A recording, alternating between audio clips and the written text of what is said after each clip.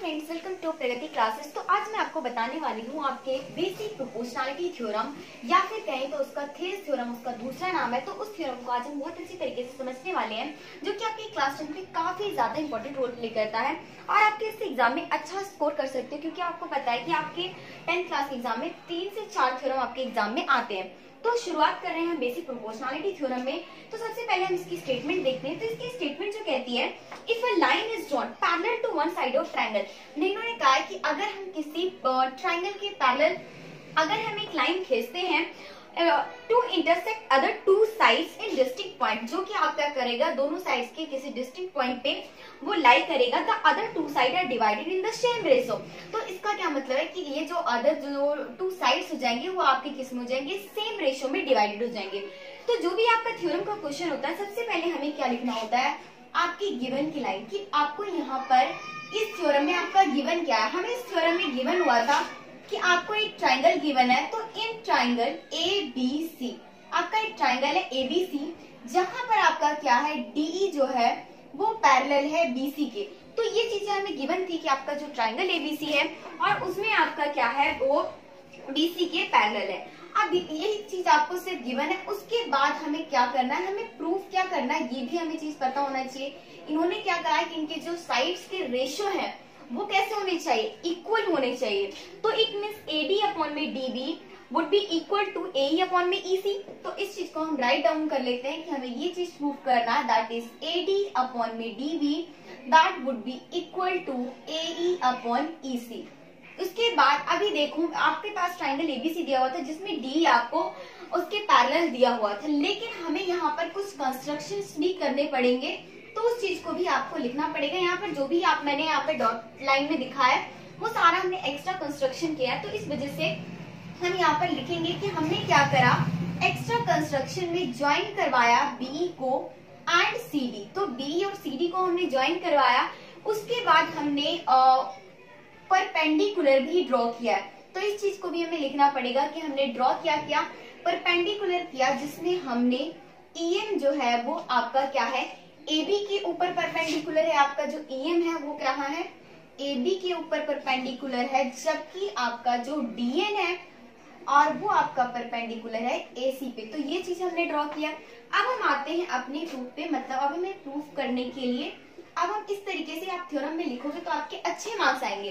तो इन सारी चीजों को आपको बहुत ज्यादा अपने माइंड में रखना और हर चीज को स्टेप बाय स्टेप करोगे तो ये काफी बेटर होगा। अभी देखो, आप अपना एकदम फोकस करते रहो कि आपको प्रूफ क्या करना है। हमें AD चाहिए और नीचे में क्या चाहिए, DB चाहिए। तो AD मुझे यहाँ से मिल सकता है, DB मुझे यहाँ से मिल सकता है। तो अब क्यों ना हम यहाँ पर एक ट्रायंगल ले लें आपका AD और दूसरा हम ले लेंगे DB। तो इस चीज को ही हम ले लेते हैं। आपका सबसे पहले हम ले लेते हैं area of triangle that is ADE, और उसके बाद नीचे ले लेते हैं area of triangle that is DBE। तो DBE दोनों ट्रायंगल ले लिया। अब आपको पता है कि एरिया ऑफ ट्रायंगल आप 7th 8th से पढ़ते आ रहे हो कि आपका एरिया ऑफ ट्रायंगल क्या होता है, दैट इज 1 अपॉन में 2 बेस इनटू हाइट। तो आपका एरिया ऑफ ट्रायंगल AD के लिए आ जाएगा 1 अपॉन में 2, जहां पर हमारा बेस हो जाएगा आपका ये AD। तो हमने लिख दिया बेस हमारी AD है और इसकी हाइट जो है वो आपकी क्या है, EM है। तो इस चीज को भी हमने लिख लिया क्योंकि आपका एरिया ऑफ ट्रायंगल यही होता है। नेक्स्ट हम चलते हैं अपनी ट्रायंगल DBE में।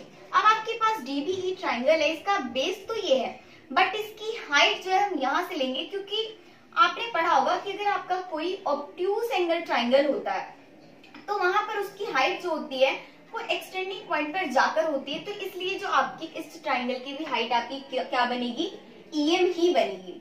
तो इसलिए इसका भी हो जाएगा आपका 1 अपॉन में 2 और इसका बेस दैट इज DB और इनटू में हाइट आपका सेम EM। अब यहाँ से हम देख रहे हैं कि हमारा ये तो ये इससे कैंसिल हो गया, ये इससे कैंसिल हो गया। तो हमारे पास क्या बच गया, AD अपॉन में DB, और इसको मान लेते हैं फिलहाल इक्वेशन नंबर फर्स्ट। अब हमारा इसका काम कंप्लीट हो चुका है। अब हम चलते हैं इस पर, जो कि AE और EC। तो इसके लिए अगर मैं AE को टारगेट करूं तो भी आपका ट्रायंगल तो ADE ही बन रहा है, और EC के लिए हम ले लेंगे आपका ECD। तो नेक्स्ट हम दोबारा लेते हैं area of triangle ADE upon में area of triangle that is ECD। अब यहाँ पर देखिए आपका ADE में, क्योंकि इस बार हमें क्या चाहिए, AE चाहिए, तो इस बार हम बेस रखेंगे आपका AE और इस पे जो हाइट हो जाएगी वो हो जाएगी आपकी BN। तो यहाँ पर AE इनटू में आपकी हो गई BN। अब नेक्स्ट हमारा जो ECD ट्राइंगल है तो उसका आपका बेस हो गया दैट इज EC और इनटू में हाइट, जैसे कि मैंने आपको पहले भी बताया कि सेम टू सेम दोबारा यही होने वाला है, इससे कैंसिल होकर हमारा आ गया AE अपॉन में EC और इसको हम मान लेते हैं क्वेश्चन नंबर 2। अभी आप ध्यान से देखिए, जो चीज हमें प्रूव करना था ये दोनों चीजें तक हम पहुंच चुके हैं, लेकिन अगर हम बात करें लेफ्ट हैंड साइड में तो आपका ऊपर वाला जो ट्राइंगल ADE है वो ADE के इक्वल तो है, बट यहाँ पर अगर DBE और ECDB अगर हम इन दोनों चीज को भी प्रूव कर दें तो हम ऑफकोर्स ये कह सकते हैं कि आपके इसके इक्वल होगा। तो देखिए आप अगर फिगर को ध्यान से देखें, आपका पहला ट्राइंगल है DBE, तो यहाँ पर देखिए आपका DBE और दूसरा है आपका ECD, तो आपका ये ECD। अभी आप दोनों को अगर देखोगे तो आपका दोनों ट्राइंगल क्या है, आपका सेम बेस पे बना हुआ है, ये आपका सेम बेस है और between the same parallel line. अब बात आप समझ गए होंगे कि मैं आपको कहना क्या चाह रही हूँ। जब आप 9th क्लास में पढ़ के आए हो कि आपका कोई भी अगर दो ट्राइंगल एक ही बेस पे बना हो और एक ही दो पैरेलल लाइन के बीच में एक्सटेंड करता हो तो उनका एरिया ऑफ ट्राइंगल कैसा होता है, इक्वल होता है। तो उस चीज को ही आपको लिखना है, that is we know that triangle on the same base and between same perpendicular line, not same parallel line, then area of triangle जो होगा that would be इक्वल। ठीक है ना, तो आपका एरिया ऑफ ट्राइंगल क्या होगा उस टाइम केस में, इक्वल होगा। तो इट मीन्स जो आपका इस थ्योरम से हम ये कह सकते हैं कि आपका जो area of triangle that is DBE